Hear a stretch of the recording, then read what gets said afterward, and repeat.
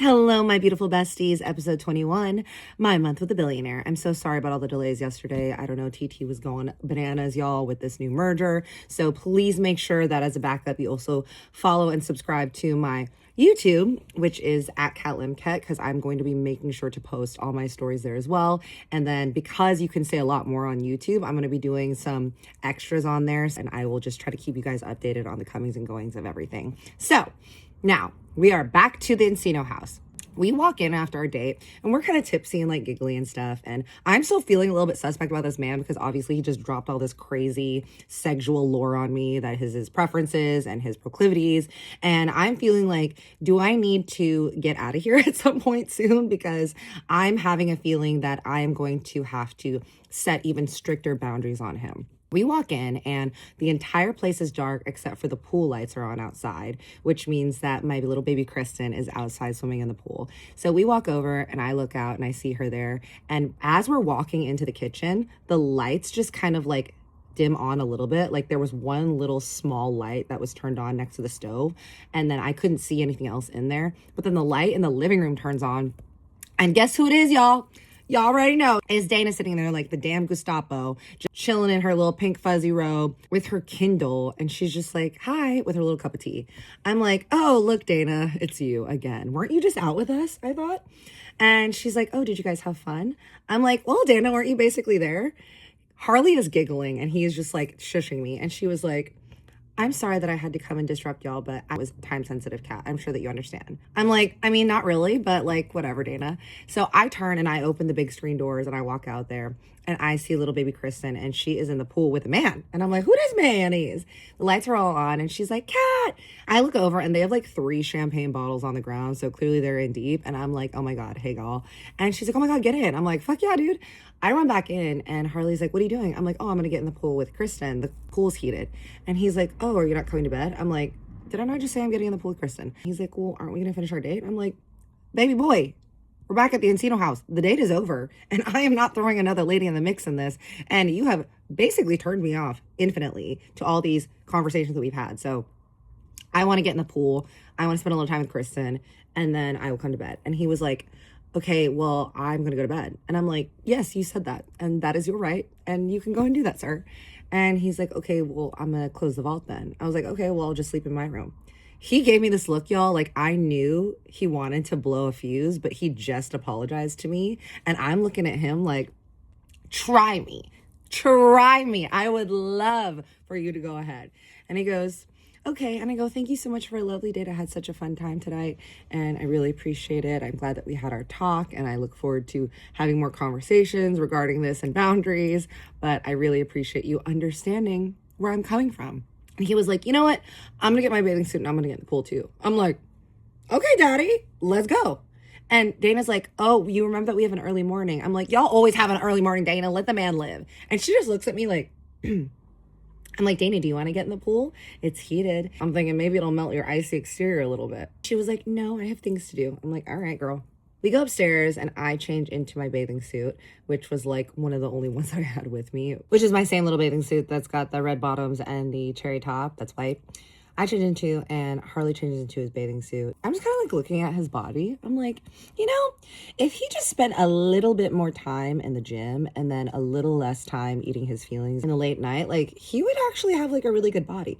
Right now, he has just like a tiny bit of a dad bod and not like a huge belly, but it's like a little bit. But I've seen pictures of him and he's been like ripped like a few years past.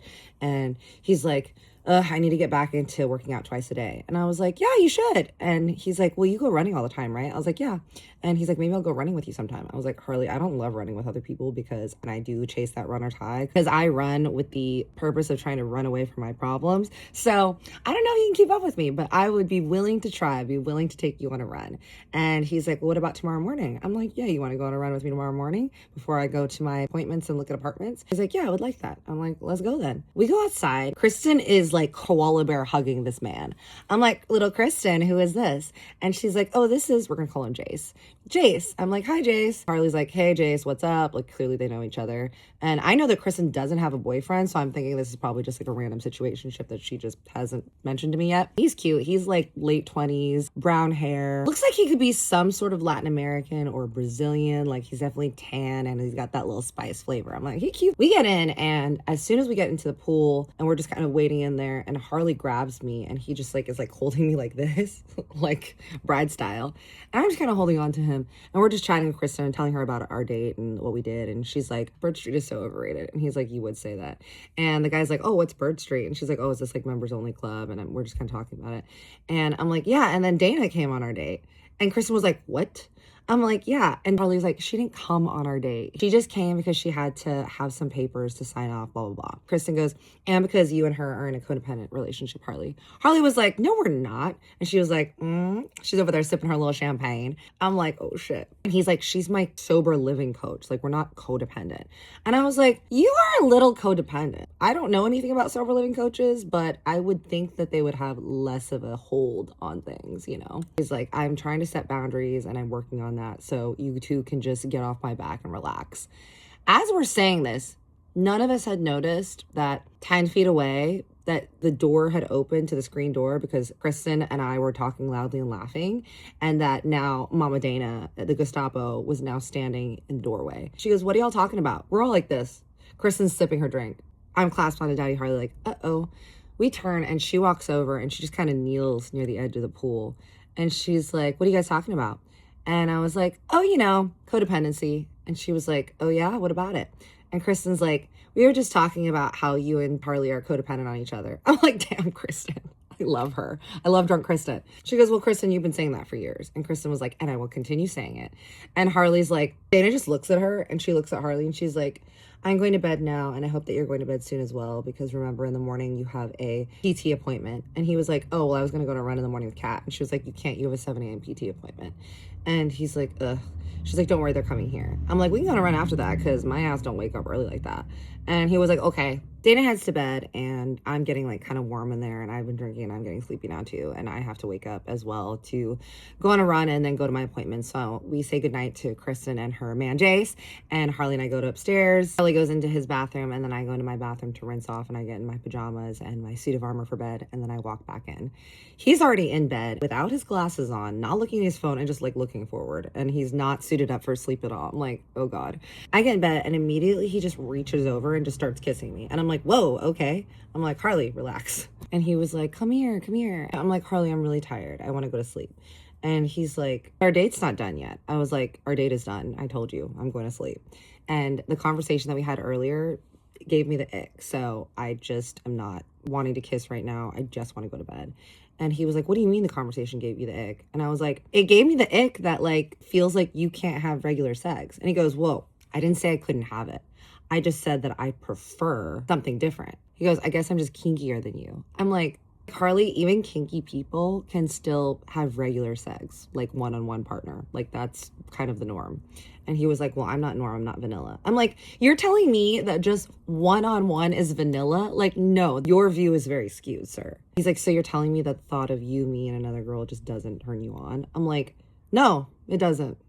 It doesn't. He's like, yeah, but you said that you've also hooked up with girls. I'm like, that's true. But the way that you're pushing this is really making me not want to do any of this. So if this is going to be a problem for you, then maybe we should rethink this living situation right now. And he goes, hold on, I'm just going to show you something, and I want you to tell me what you think. And I'm like, what? And he's like, hold on. He gets his phone, and I immediately am like, if this man shows me some girl on girl shit, I am going to pack my bag and I am going to the nearest hotel. Men are so predictable, y'all, because he literally goes, just look here. He goes, before you take your contacts out, just look at this. And I promise you, if you don't like it, I won't mention this again. I'm like, fine. You won't mention this again if I look at this. And he was like, absolutely. I'm like, all right, let's see it. This better not be some that you're showing me right now, sir. And he goes, no, no, no. Pulls up his phone. I just hear the sounds of sweet, sweet pleasure and happiness. And on the screen are two girls. And one of them is doing the splits. And the other one is right here. And I'm like, first of all, kudos to the gymnastics and the absolute marvel of the human body and the athleticism of these women. But second of all, that is not what I want to see right now, sir. I literally was like, Harley, I shoved the phone in my face. I was like, you pushed my boundary once earlier and I gave you my boundary and you've pushed me again. And he goes, wait, you said that if you looked at it and you liked it. And I was like, I told you not to show me anything like that right now. He was like, I really thought that you weren't a prude. I'm like, don't gaslight me. I'm not a prude at all. But this is a boundary right now that you're pushing when I'm not ready for this. So you know what? I want you to get me a hotel because I'm going to go stay somewhere else tomorrow. And tonight I'm going to sleep in my room. And he goes, what? I was like, that's right. I've spent too much time having men push my boundaries, and just because you're freaking rich doesn't mean that you can too. I get up, I walk out of the vault, I go into my room, I angrily get into my bed, and I go to sleep, and I fully intend the next day to go and stay somewhere else. So yes, y'all, episode 22, next day. This is a cycle that just keeps on happening, y'all, but just wait. It'll get even more interesting with other twists and turns. But for my snowed-in girlies who are in the cold, I hope you're staying warm. 22 is going to be up tonight. We're doing a double header for my snow babies. I love you and I see you. Big hug, big kiss.